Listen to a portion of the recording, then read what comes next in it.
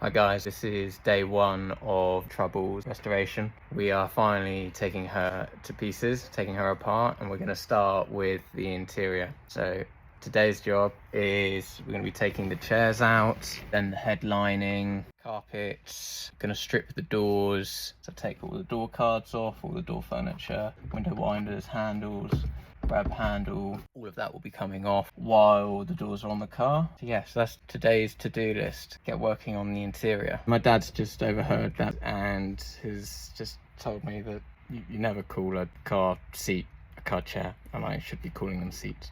So yeah, I'll be taking the car seats out, not the chairs. The Porsche doesn't have chairs. It was a great start. I actually didn't have any idea how to take the car seat out. I thought I'd be able to slide it off its runners, but the car seat had other plans. Fortunately though, my dad was here to help me. I don't think the seat's going to come off the runners, Oz. I'll tell you why. The runners are screwed in with some hex. Look, those. So all you've got to do is take those out. My dad wasn't wrong. At least one of us knows what we're doing. 14 hex screws later, which I personally think is an excessive number of screws to hold in the seat, and the chair's out. One chair. Freeing off a passenger seat that was stuck and is getting there. There we go. We're one seat out, one to go. She's already been trouble. Whew. After a session with the seat, I finally got it moving on its rails, and underneath it I found this 8-track take case which was stuck on the floor. I could then start undoing the 14 screws holding the seat in. It's like Fort Knox in here. Porsche probably thought they were designing some kind of spaceship. So we have two chairs out. Passenger chair was a little bit more difficult to get out than the driver's side chair. Passenger chair was actually stuck, so we couldn't slide it on its rails. So a little bit of persuasion. We got that moving, quite a lot of WD-40, but they're both out. I think now we're going to start looking at taking carpet out. We're getting there, making progress. Once we'd finally got the car seats out, we could get a much better look at the state of the interior. We already knew that the carpets weren't great, but what was hiding underneath this rubber mat? Was there even any floor left in trouble?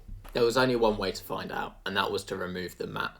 This is an OEM Porsche rubber mat. Unfortunately, it isn't in great shape, but I should be able to use it as a pattern to make a new one. To take it out, all you have to do is unclick these poppers and then remove it around the pedals. With the rubber mat out, I could now see the floor, or lack of floor in some places, but all in all, it was actually in quite good condition. Even the front floorboards were solid. It is a shame that the rest of the carpet hadn't fared so well. I then paused on taking any more of this carpet out. I did this because I wanted my mum to help me. She's pretty good with interiors, and I thought if there's any chance of preserving this carpet to make patterns from it, my mum will be able to. Also, we actually had to take off these seat rails and the bits of seal trim before we could get the carpet off. So instead, me and my dad decided to take off the seat rails, which strangely were only held in with 2 screws. These were really tight. Even with a 19-inch breaker bar, we were struggling to undo this one. It's probably never been undone in its life. Not wanting to go. We did eventually get it off in one piece. Unfortunately, the others were a lot easier. With this one, my dad used the breaker bar to free it off, and then swapped out the breaker bar for a ratchet to speed things up. We eventually got both seat rails out and decided instead of taking off the seal trim, which looked like it might give us a bit of a headache, we would take off the seat belts instead. My dad did one side and I did the other. All I'm going to say is my side must have been significantly more rusty because for some reason mine sheared and his didn't.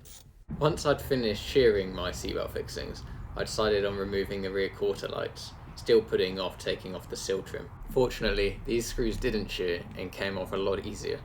These rear quarter lights were held on with these 3 little screws at the back, and then at the front there are 2 hinges, each with 2 little nuts holding them onto the car. That's a wrap on day one. Unfortunately, I didn't get any more footage of day one. Not only was I learning what I was doing on Trouble, I was also learning what I was doing behind a camera, and I was finding it pretty difficult to both use spanners and the camera at the same time. But I have good news, the content is only going to improve from here on. Other things that I got done in day one include removing the rear seats.